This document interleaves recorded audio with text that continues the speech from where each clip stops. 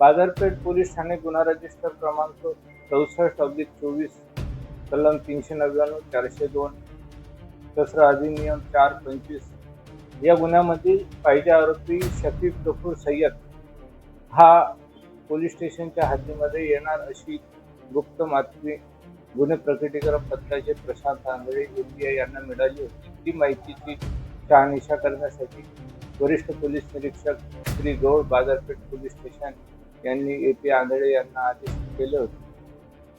माहितीचा आशय घेऊन त्यांनी सापळा रचला असता संशयित इसम हा त्यांना दुर्गामाता चौकाच्या जवळ मिळून आलेला आहे. त्यांनी त्याची झडती घेतली असती. त्याच्याकडे देशी बनावटीचा एक गावठी कट्टा, तिथे 2 जिवंत कारतूस आणि एक कार अशामध्ये तो मिळून आलेला आहे.